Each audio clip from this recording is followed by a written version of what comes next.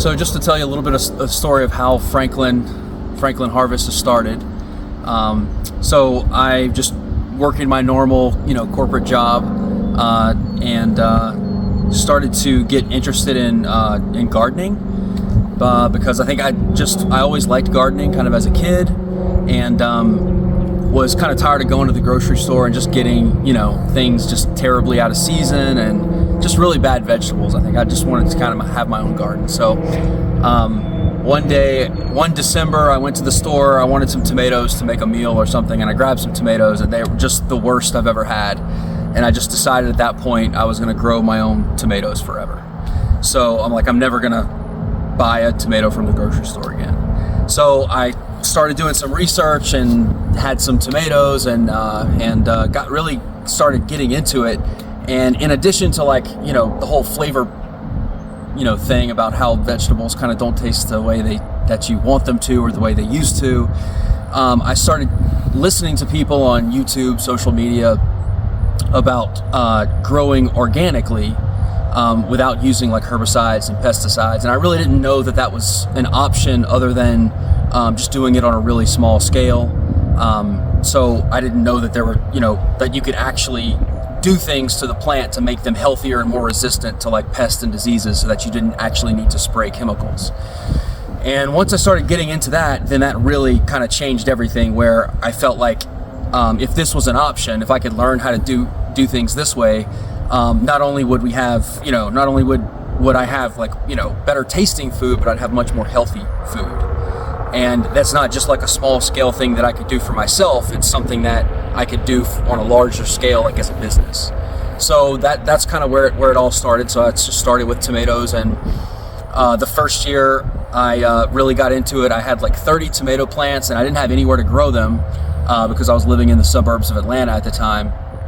And so down in the bottom of my property was just like a swamp, and that was the only like flat land that I had. So I ordered in like 20 yards of dirt and rented a skid steer, and like built up a dirt pad, and brought in a bunch of manure and compost, and built a little greenhouse, or a little high tunnel, and put 30 tomato plants in there. And it was it was pretty terrible. They failed pretty bad. I was only getting like 4 hours of sunlight because it was like right in the middle of the woods. But to me, that first time, seeing the progressions of even throughout the year, me being able to, get more tomatoes and see the yield going up, and seeing if I did things differently, that I could produce more tomatoes and have less diseases and things like that. It really sold me that it could be done. And so even though I think that first year my average yield, or even the yield like on the best tomato plants, were like 10 pounds, I mean, to me it was like, game changing. Like it was like the best thing ever to actually be able to produce that many tomatoes. So I still didn't have any land or anything, so still working my full-time job.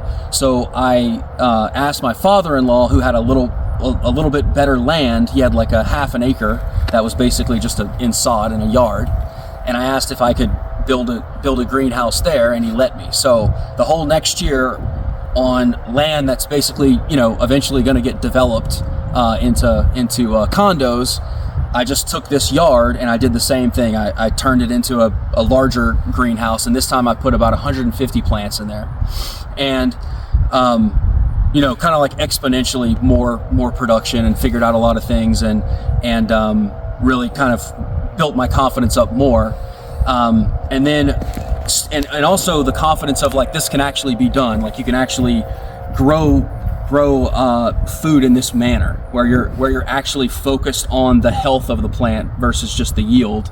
You're actually focused on the health of the plant, which means you put less inputs into the plant, and so the idea is that you create a healthier plant as well. So learning all this and just kind of building on my confidence, I was about, started off really well that season with the 150 plants, and then my plants started to get sick.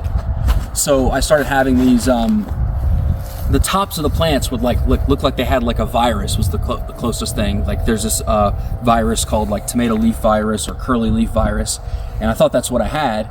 But I just noticed that like the healthier my plants were at the beginning, the worse they were, the worse that they looked. So that my healthiest plants were the ones that were getting, this disease the worst.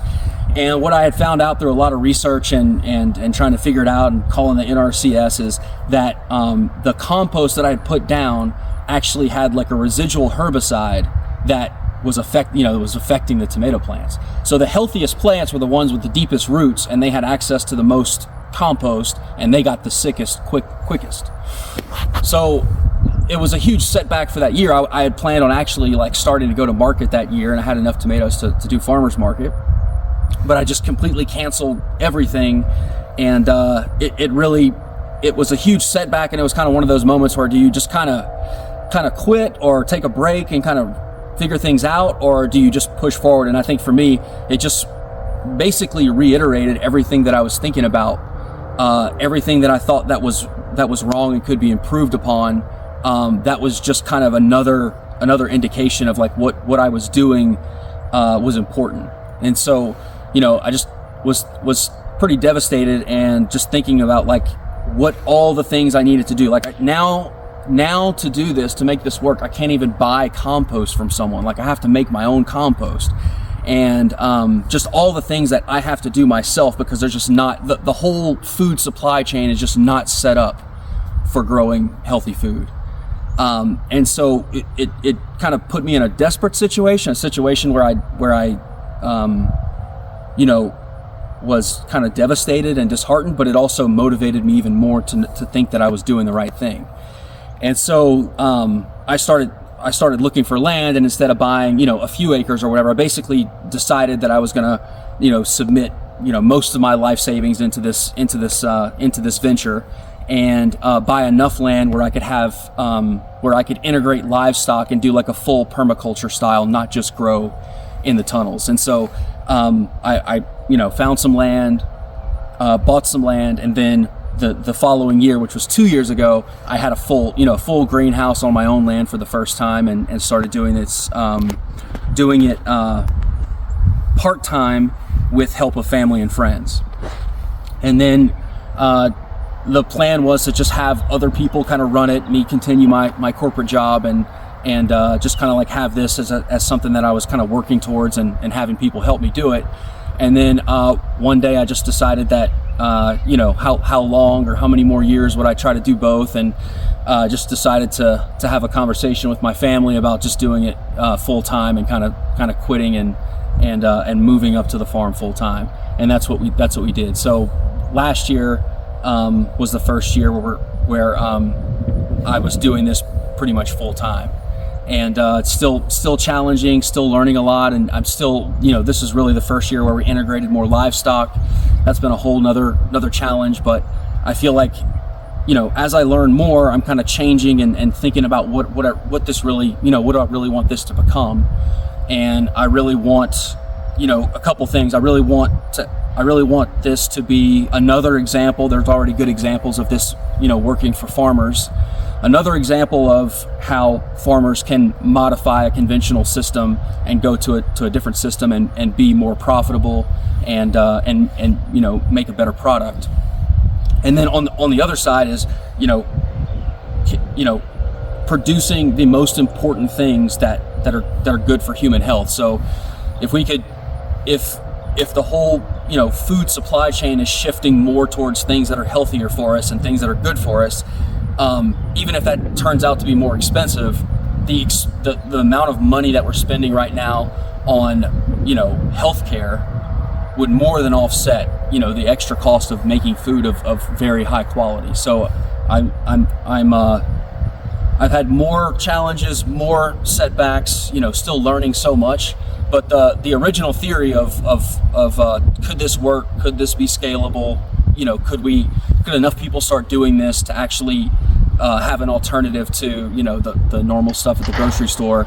I'm more confident than ever that can be the case, and I just want to be I want to be a part of this that so many people kind of stepped out in the 60s, 70s, and 80s and started this and kind of pioneered this, where we kind of rediscovered these techniques for growing. I just want to be part of that wave and see if we can help to accelerate that even faster. And that's what I'm doing.